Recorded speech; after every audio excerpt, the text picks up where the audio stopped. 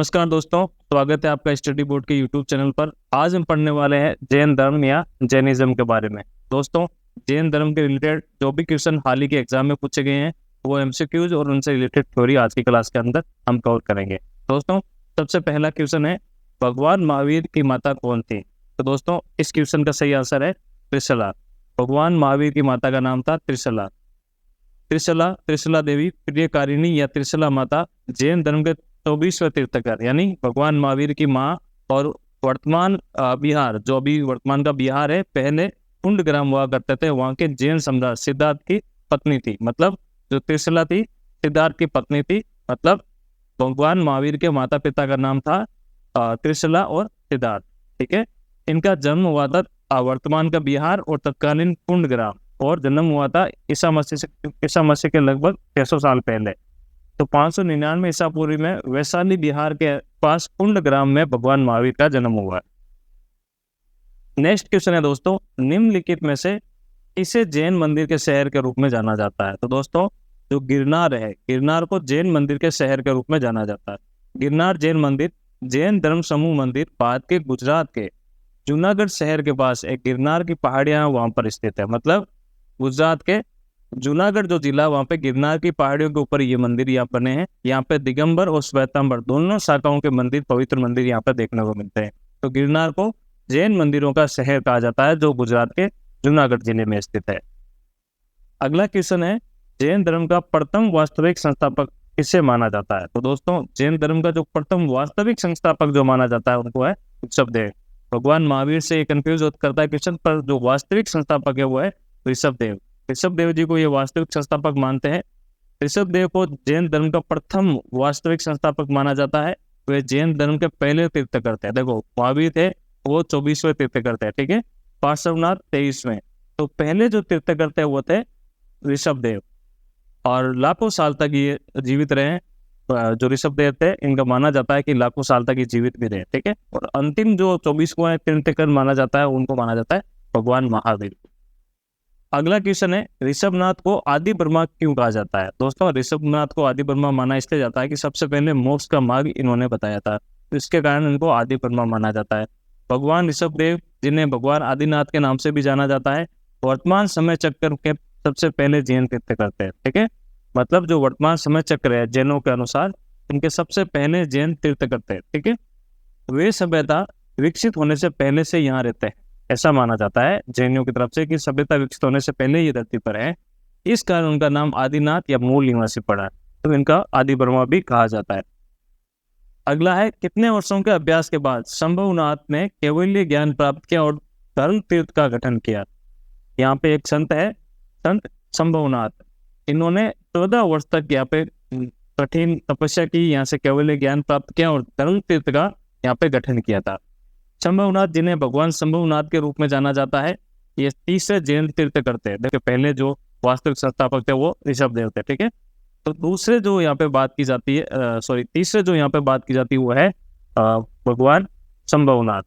शंभुनाथ ने 14 वर्षों तक अभ्यास करने के बाद केवल ज्ञान प्राप्त किया और धर्म जगत गठन किया। मतलब जो कठिन तपस्या की 14 साल की भगवान शंभुनाथ ने, और यहाँ पे जो धर्म तीर्थ है उसका गठन किया था। जैन संत गोमतीश्वर की अखंड छवि कहाँ पर है? दोस्तों, जो जैन संत है गोमतीश्वर, इनकी अखंड छवि है शरण बेल गोला। क्या नाम है? शरण बेल गोला, यहाँ पर स्थित है।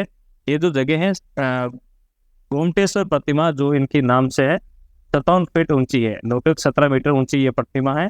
भगवान के भारत के कर्नाटक राज्य में शरण बेल गोला में विंध्यगिरी पर्वत पर यहाँ पे स्थित है। विंध्यगिरी पर्वत पर शरण बेल गोला स्थित है।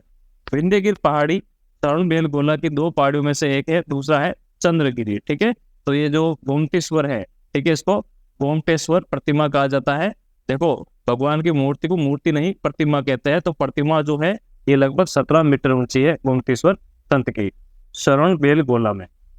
नेक्स्ट क्वेश्चन है, जैन धर्म में शिक्षा का अंतिम लक्ष्य क्या है? दोस्तों, जैन धर्म का एक मेन लक्ष्य वो है मोक्ष। ठीक है, तो शिक्षा का अंतिम उद्देश्य है मोक्ष।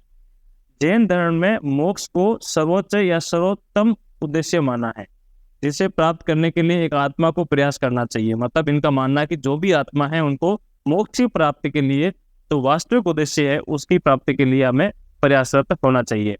जैन धर्म को मोक्ष मार्ग या मुक्ति का मार्ग भी कहा जाता है। तो मोक्ष इनकी मेन शिक्षा में से एक है। अगला है अजितनाथ तीर्थकर का जन्म कहाँ हुआ था। तो अजितनाथ है, ये जैन तीर्थकर थे, इनका जन्म हुआ है अयोध्या में।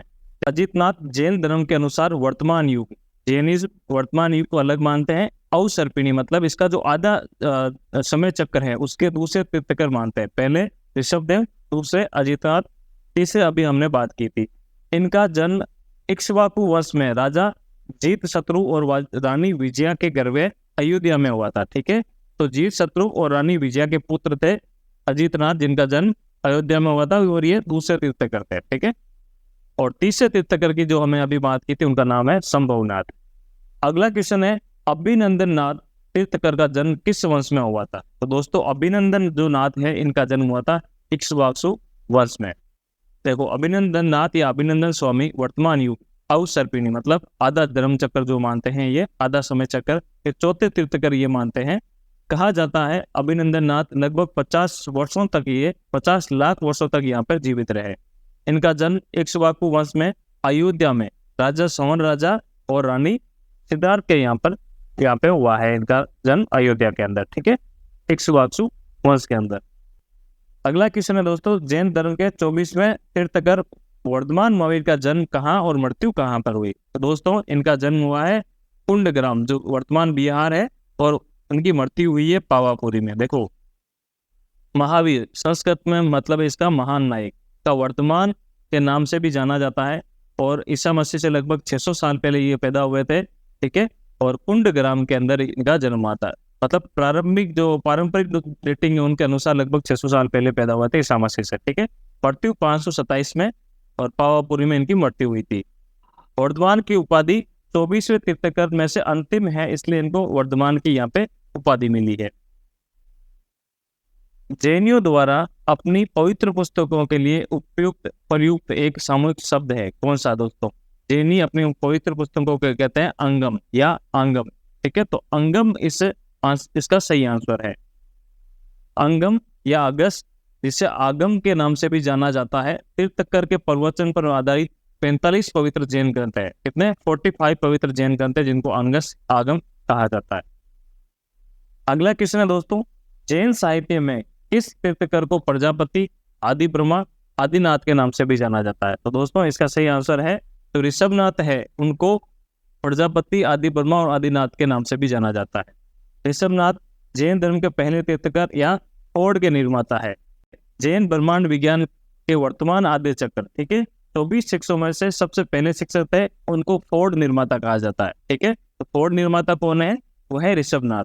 सबसे पहले शिक्षक जो 24 शिक्षक हैं उनमें से सबसे पहले शिक्षक है। ठीक है, नेक्स्ट क्वेश्चन है उस सही भाषा का चयन करें जिसमें जैन और बौद्ध साहित्य लिखा गया। देखो जैन और बौद्ध साहित्य, जैन धर्म और बौद्ध धर्म शुरुआती रूप में साथ में ही पनपे थे, वहीं से इनके शुरुआत हुई थी लगभग साथ में। तो इनके जो साहित्य लिखे गए वो है प्राकृत और पाली भाषा में।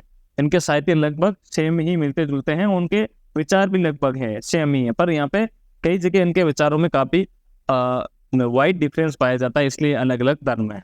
तो प्राकृत और पाली भाषा में इनका साहित्य लिखा हुआ है। पाली और प्राकृत तब प्रमुखता से उभरी हुई एक प्राचीन भारत में बौद्ध और जैन संप्रदाय ने इन्हें अपनी पवित्र भाषा के रूप में भी अपनाया। मतलब प्राकृत और पाली भाषा को जब प्राचीन भारत में काफी बड़े स्तर पर माना जाता था, तब उन्होंने जैन साहित्य लिखा और इन भाषाओं को अपना लिया। जैन साहित्य को कहा जाता है, तो जैन साहित्य को आगम कहा जाता है, जैसे अभी हमने डिस्कस किया है। जैन साहित्य आगम साहित्य में कई ग्रंथ शामिल है। जैन धर्म के जो पवित्र ग्रंथ है वो इसमें शामिल है।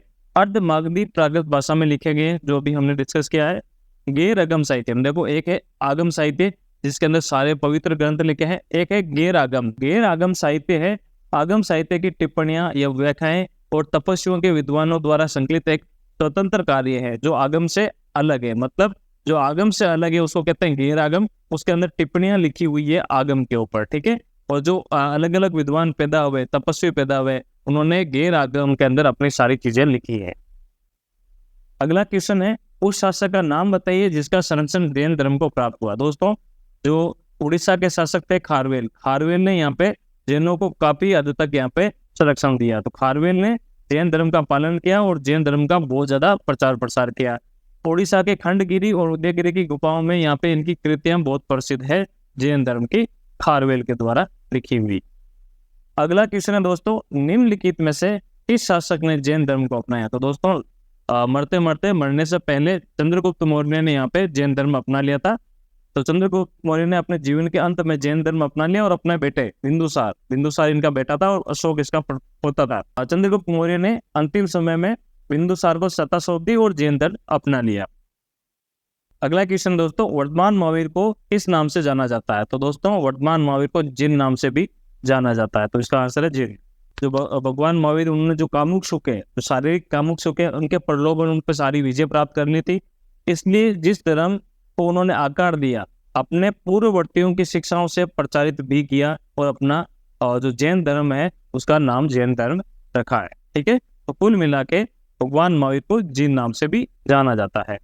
जैन धर्म बौद्ध धर्म से किस प्रकार से भिन्न था? दोस्तों जैन धर्म बौद्ध धर्म काफी सिमिलर थे आपस के अंदर, पर यहाँ पे जो अहिंसा का जो सिद्धांत है उसके आधार पर ये काफी भिन्न थे। अहिंसा के सिद्धांत पर जोर देने के कारण जैन धर्म बौद्ध धर्म से अहिंसा से भिन्न थे। मतलब जैन धर्म ने काफी बहुत ज्यादा यहाँ पे पुरजोर दिया है। अहिंसा, गैर चोट, मतलब संस्कृत का मतलब है गैर, मीनिंग इसका है गैर चोट। जैन धर्म, हिंदू धर्म, बौद्ध धर्म तीनों ने भी अहिंसा का पालन किया है, मतलब अन्य जीवों को चोट नहीं पहुंचाना, मगर जैन धर्म में काफी यहाँ पे जोर दिया गया। इसके शासन काल के दौरान जैन धर्म दो संप्रदायों में विभाजित हो गया, एक है श्वेतांबर और दिगंबर। तो दोस्तों यहाँ पे जो चंद्रगुप्त मौर्य है उनके शासन काल के दौरान यहाँ पे जैन धर्म दो भागों में विभाजित हो गया। श्वेतांबर जो सफेद कपड़े पहनते हैं और दिगंबर जो कपड़े नहीं पहनते हैं, नग्न अवस्था में रहते हैं। तो ये दो भागों में डिवाइड हो गया था जैन धर्म। चंद्रगुप्त मौर्य के दौरान एक अकाल हुआ था। अकाल के कारण जैन भिक्षु दक्कन, मतलब दक्षिण भारत में बड़े पैमाने पर चले गए। मतलब यहाँ पे जो कहाँ पर चंद्रगुप्त मौर्य का शासनकाल कहाँ था? मगध में। तो बिहार से लगभग ये दक्कन या दक्षिण भारत में चले गए थे, काफी ज्यादा अकाल पड़ने के कारण चंद्रगुप्त मौर्य के शासनकाल के दौरान। 12 वर्षों बाद ये जैन भिक्षु लौटे और उत्तर भारत में मगध में आके फिर रुके यहाँ पे। वे अपने वस्त्र श्वेत पहनते थे और दक्षिण भारत से आए थे वो नग्न अवस्था में थे। तो यहाँ पे दो भागों में जैन धर्म डिवाइड हो गया। जो सफेद कपड़े पहनते वो श्वेतांबर कहलाए और जो वस्त्र नहीं पहनते, नग्न अवस्था में रहते थे, उनको दिगंबर कहा गया। अगला क्वेश्चन है दोस्तों, केवल्य का संबंध किस धर्म से है? दोस्तों केवल्य का संबंध है जैन धर्म से। केवल्य को केवल ज्ञान के नाम से भी जाना जाता है, जिसका जैन धर्म में अर्थ है सर्वज्ञता। केवल्य वैराग्य मोक्ष की एक जैन अवधारणा, मतलब केवल्य एक वैराग्य है, एक मोक्ष प्राप्त करने की जैन अवधारणा है। ये पूर्ण जन्म से मुक्ति प्राप्त करने का एक तरीका है जो जैन धर्म में लोग मानते हैं। तो दोस्तों ये थी आज की क्लास, जिसके अंदर हमने डिस्कस किया जैनिज्म के बारे में। जैन धर्म से रिलेटेड जो भी क्वेश्चन हाल ही में एग्जाम में पूछे गए हैं, जो जैनिज्म के इंपॉर्टेंट एमसीक्यू आज की क्लास में हमने डिस्कस किए। उम्मीद है हमारी मेहनत आपको पसंद आ रही है, हमारे वीडियोज आपको पसंद आ रही है। तो वीडियोस को लाइक कीजिए, हमारे चैनल को सब्सक्राइब कीजिए और अपने दोस्तों के साथ ये वैल्यूएबल कंटेंट शेयर कीजिए। मिलते हैं अगली क्लास में एक नए टॉपिक के साथ, तब तक के लिए नमस्कार, जय हिंद।